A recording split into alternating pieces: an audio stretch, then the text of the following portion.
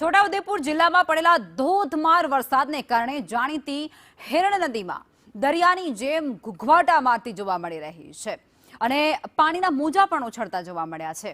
મહત્વનું અહીં એ છે કે જવાસણા ગામ પાસે આવેલા રબર ડેમ પર હિરણ નદી પાણીના પ્રચંડ વહેણ સાથે ખળભળી ઉઠી છે અને ડેમ પર પાણીનું લેવલ 87 RL સુધી પહોંચી ગયું છે।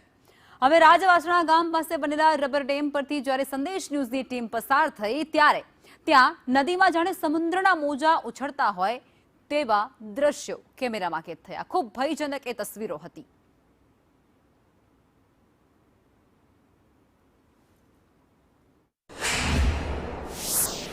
વરસાદને પગલે અમારા પડવેટા જિલ્લા પંચાયતના મત વિસ્તારમાં લોકોની હાલાકી જાણવા માટે રૂબરૂ જવાના પ્રયત્નો કર્યા છે। એમ કરતા કરતા છોટાઉદેપુર જિલ્લામાં માત્ર રાજવાસના ડેમ ખેડૂતો માટે જે આશીર્વાદરૂપ બન્યો છે રબર ડેમ, એની પણ મુલાકાત લીધી ત્યારે જાણવા મળ્યું કે અહીંયા સવારમાં 87 મીટર સુધી પાણી પહોંચ્યું થયું। છોટાઉદેપુર જિલ્લાની મહત્વની હિરણ નદી ઉપર રાજવાસણા ગામ પાસે રબર ડેમ બનાવવામાં આવ્યો છે। અત્યારના સંદેશ ન્યૂઝ ગ્રાઉન્ડ ઝીરો રિપોર્ટ માટે આ રાજવાસણા રબર ડેમ પાસે પહોંચ્યું છે।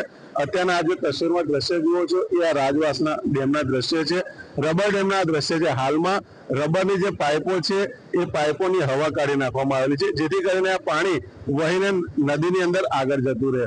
આ જે રબર ડેમ છે એ રબર ડેમ આ વિસ્તારના ખેડૂતો માટે ખૂબ આશીર્વાદરૂપ બનનારો છે। અત્યારના હિરણ નદીની અંદર ઘૂઘવતા મોજાની જેમ પાણી વહેતું જોવા મળી રહ્યું છે। આ જે નદી છે હિરણ નદી એ આ વિસ્તારના ખેડૂતો માટે આશીર્વાદરૂપ નદી છે।